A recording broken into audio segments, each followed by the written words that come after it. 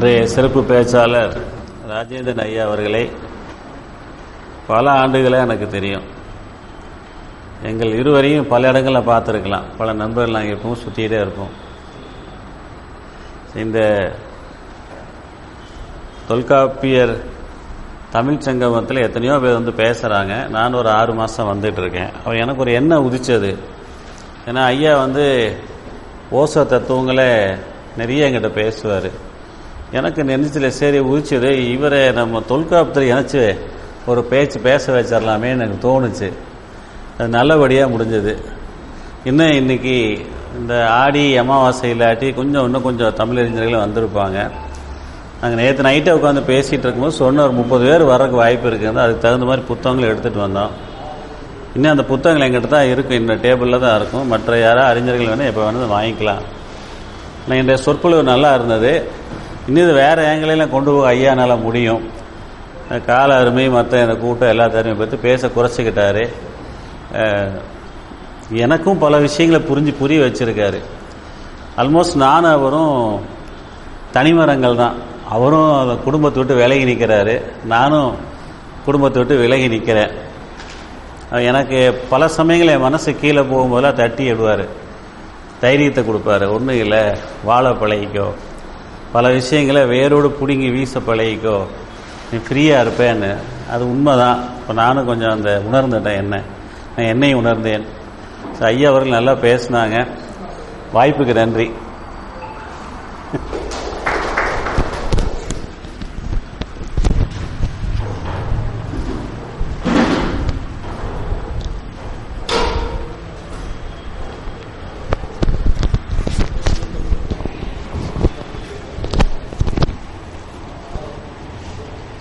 ஒலியிலிருந்து ஒளி வரணும் அப்படின்னு சொன்னாரு. ஆனா நம்முடைய அந்த நிலை இருக்கணும்னாக்கா உச்சரிப்பு ஒவ்வொரு எழுத்துக்கும் சரியான இடங்கள்ல சரியான ஒலிகள் மட்டுமே இருக்கணும். நம்ம நினைச்சாக்கா தவம் அப்படிங்கிறோம், தவம் அப்படிங்கிறோம். இத்தனைக்கும் தவம் அப்படிங்கிற சொல்லுதான் சரி. அது உரிச்சல் கூட சேர்ந்து வரும்போது அருந்தவம், கடுந்தவம், பெருந்தவம் அப்படி சேர்த்து சொல்லும்போது தான் நம்முடைய தமிழ் இலக்கணப்படி அந்த வல்லின ஒலி வந்து காற்றேற்றப்பட்ட ஒரு மெல்லிய ஒலியாக மாறும். அதனால தவம் அப்படின்னு சொல்றதா சரி, தவம்னு சொல்லாதீங்க. ஆனா நம்ம போறப்ப எல்லாருமே நிறைய பேர் தவத்திருன்னு தான் சொல்லிட்டு இருக்கிறோம். அந்த பழக்கம் மாறும். அதான் நல்ல தமிழ்ல பேசணும் அப்படின்னு சொல்லிக்கிட்டு இருந்தா மட்டும் பார்த்தா நம்ம மனத்துல வந்து அந்த ஒரு நெகிழ்ச்சி இருக்கணும். அதாவது எது சரியோ அதை உடனடியாக ஏற்றுக்கொள்ள வேண்டும்.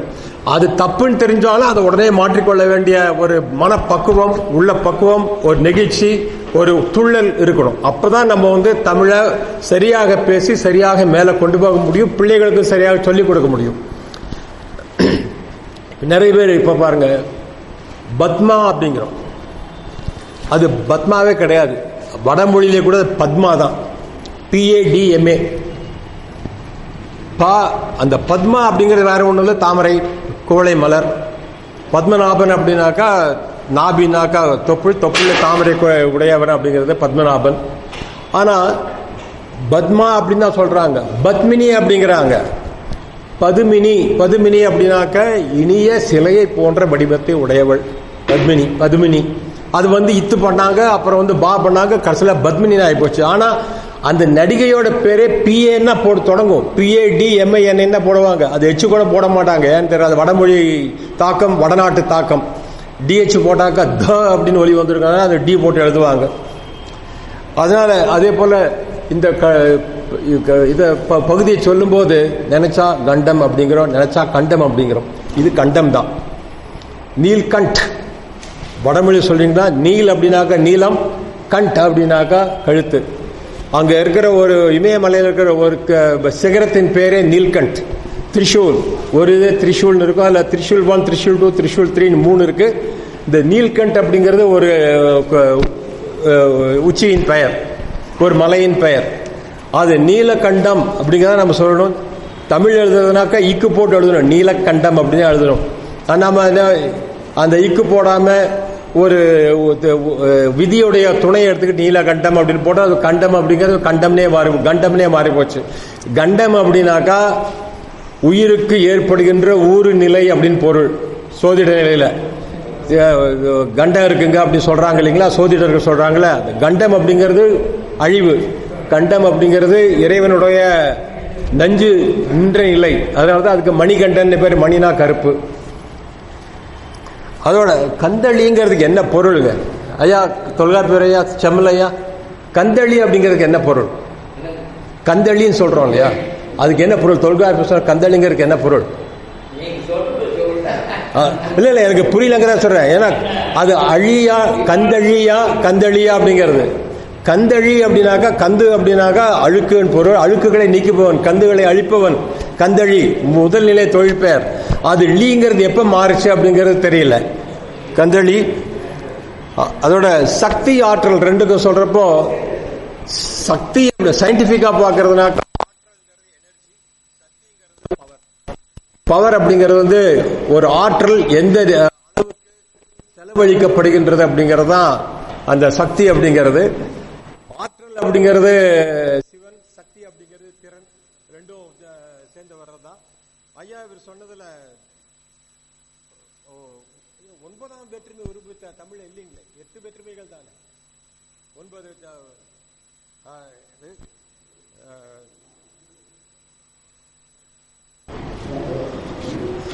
அதே போல தன்னலம் சுயநலம் அப்படிங்கிறதுக்கும் வேறுபாடு எனக்கு கருத்து போகலை. தன்னலம்ங்கிறது செல்ஃபிஷ், சுயம் அப்படிங்கிறது செல்ஃப் அப்படின்னு சொல்றது, அது தானாக வந்தது அப்படிங்கிறது தான் சுயம்பு அப்படிங்கிறது. அதனால தன்னலம், தன் அப்படிங்கிறது தமிழ், சுயம் அப்படிங்கிறது கொஞ்சம் வடமொழி சார்ந்து ஸ்வயம், அது ஸ்வயம் தான், அது சுயம்னு தமிழ்ல சொல்றோம். அதனால ஒரே ஒரு எனக்கு வேண்டுகோள் என்ன அப்படின்னா, சமய சார்பான சொற்கள் எல்லாத்திலையும் கிரந்த எழுத்துக்களையும் வடமொழி சொற்களையும் நீக்குங்கள். அது நீக்கினால் ஒழிய தமிழ் மேல வளராது. தாத்தா பேர் வைக்கணுமா, தாத்தா பேர் வந்து இந்த நடராஜன் இருந்து அப்படின்னாக்கா ஆடல் வல்லான்னு வைங்க, தமிழ்ல பேரனுக்கு பேர் வைக்கிறது ஆடல் வல்லான்னு வைங்க. அப்படி பெயரை மாற்றி தாத்தா பேர் வச்ச மாதிரி இருக்கும், தமிழும் வேடம் இருக்குனாக்கா ரெண்டையும் ஒன்னா சேர்த்து வாழ வச்சாதான் நம்முடைய உறவுகளும் வளரும், உள்ளமும் வளரும், தமிழும் வளரும். அப்படி இல்லை அப்படின்னாக்கா நம்ம உறவுகளால், வெளிப்புற உறவுகளால் கட்டுண்டு கிடப்போம், தமிழை மெல்ல மெல்ல புறக்கணித்துட்டே வருவோம். திவ்யனுடைய வேண்டுகோள். அந்த வகையில் பார்த்தா அருட்பெருஞ்சோதி அப்படிங்கிறவனுக்கு சகரம் போட்டு எழுதுறதா பிடிக்கும், சகரம் போட்டு எழுத பிடிக்காது. நன்றி, வாழ்க வளமுடன்.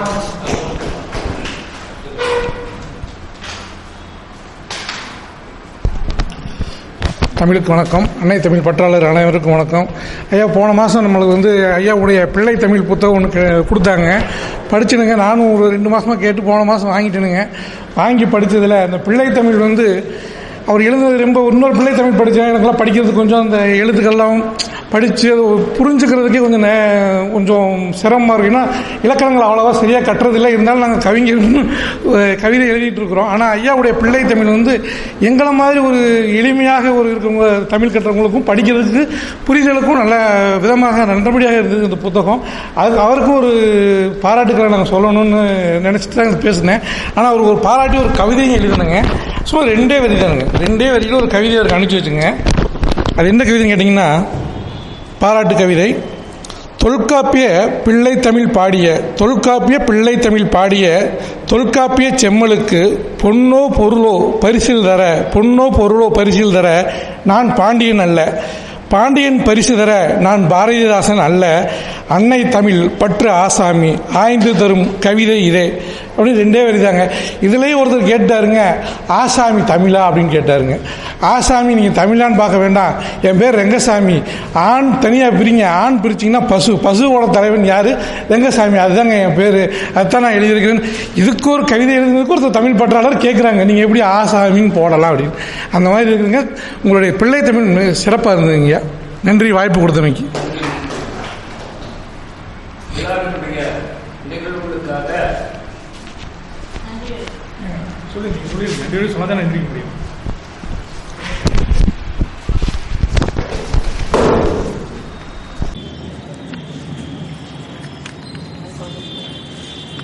உண்மையாகவே இன்னைக்கு வந்து நிகழ்ச்சிக்கு வராதவங்களாம் வந்து நல்வாய்ப்பு இழந்துட்டாங்கன்னு சொல்லணும். நிகழ்ச்சிக்கு வந்தவங்க கொடுத்து வச்சவங்க, உண்மைதான். சண்முகப்பிரியா பேசுகிறப்பே சொன்னாங்க, உண்மைதான். அது தலைமை உரையும் சரி, முன்னிலை உரையும் சரி, சிறப்புரையும் சரி, எல்லாமே சிறப்பு தான். இல்லை யார் சிறப்புன்னு சுருக்கமாக சொன்னாலும் அவர் சிறப்பு. 20 நிமிஷம் இதாச்சா அதாச்சான்னு சொல்லி 20 நிமிஷத்தை பார்த்து அவர் 20 நிமிஷம் சுருக்கி சொன்னார். இவருக்கு இன்னும் கொஞ்சம் நேரம் கொடுக்கலாமா அப்படிங்கிறத நான் இருந்தேன். சரி, நிகழ்ச்சி ஒருங்கிணைப்பாளர் வந்து சரி முடிச்சிடலாங்கிறதுனால நன்றி உரை நன்றி அப்படின்னு ஒரே வார்த்தையை சொல்லிட்டு இவருக்கு நேரத்தை கொடுத்துருவோம், வேற எதையும் பேச வேண்டாம்னு நினச்சிட்டு இருந்தோம். உண்மையாகவே அவ்வளோ செறிவான கருத்துக்கள். எங்கே தான் இத்தனை படிச்சுட்டு வந்தாருன்னு தெரியல, இல்லை கருத்தை தன்னால உள்வாங்கி வச்சுருந்தாரான்னு தெரியல. இந்த நிகழ்ச்சியின் தொடர்ச்சி வந்து கொடுக்கணும் அவர்கிட்ட. உண்மையாக அந்த அளவுக்கு அவ்வளோ சிறப்பாக பேசியிருந்தார். தலைமை உரை வழங்கிய ராமலிங்க ஐயாவுக்கும் சிறப்புரை கொடுக்கணும். அவருக்கும் ஒரு நிகழ்ச்சியை சிறப்புரை பண்ணுங்கன்னு சொல்லணும். முத்துமாணிக்கம் ஐயாவுக்கும் ஒரு சிறப்புரை வழங்குங்கன்னு சொல்லணும். உண்மையாகவே இன்றைக்கி நிகழ்ச்சி அவ்வளோ அருமையாக இருந்துச்சு. கூட்டம் குறைவாக இருந்தாலும் இருக்கிறவங்க வந்து நிறைவேற்றி சொல்கிறவங்களா இருக்கிறாங்க. நீங்கள் என்ன சொன்னீங்களோ அது அத்தனை உள்வாங்கிக்குவாங்க. நீங்கள் இந்த 2 பேரும் அடுத்த 2 பேரும் வந்து நீங்கள் பேசின கருத்தை கண்டிப்பாக உறுதியாக பேசுவாங்க. நீங்கள் பேசுகிறப்ப கூட கோடிட்டு காட்டினீங்க, இதெல்லாம் பேசணும்னு கோடிட்டு காட்டினீங்க, உண்மையாகவே பேசுவாங்க. உண்மையாகவே நிகழ்ச்சி அற்புதமாக இருந்துச்சு. 1:30 மணிக்கு முடிக்கணுங்கிறதுனால வேக முடிக்க வேண்டியது. நானும் கருத்து எழுதி வச்சுருக்கேன், இருந்தாலும் 1:30 மணிக்கு முடிக்கணும் அப்படிங்கிறது உறுதியாக இருக்கிறேன். நிகழ்ச்சி நடத்துகிறவர் வந்து எதுக்கால பேச வரவங்க வந்து முடிஞ்ச அளவுக்கு தவிர்த்துருங்க. நிறையா கூட்டத்தில் என்ன பண்ணிடுறாங்கன்னா இடையில போய் பேசி நிகழ்ச்சியை வந்து எதையை பேச வந்தாங்களோ அது வந்து நிகழ்ச்சி கெட்டு போயிடுது. அது வந்து கொஞ்சம் அதுக்கான முக்கியத்துவத்தை கொடுக்கறதுக்கான முயற்சி ஒன்றுங்க. எப்பவுமே சிறப்புரைக்கு வந்து கூடுதல் நேரம் ஒதுக்குங்க. அது வந்து நன்றி உரை சொல்கிறோமோ இல்லையோ, மற்ற எந்த நிகழ்ச்சியும் நின்று போனாலும் பரவாயில்ல, சிறப்புரை படிச்சுட்டு வரவங்களுக்கு வந்து கூடுதலாக முக்கியத்துவம் கொடுக்கணும்னு சொல்லி இந்த நிகழ்ச்சியின் வாயிலாக கேட்டுக்கொண்டு வருகிற இந்த அனைவருக்கும் நன்றி, வணக்கம்.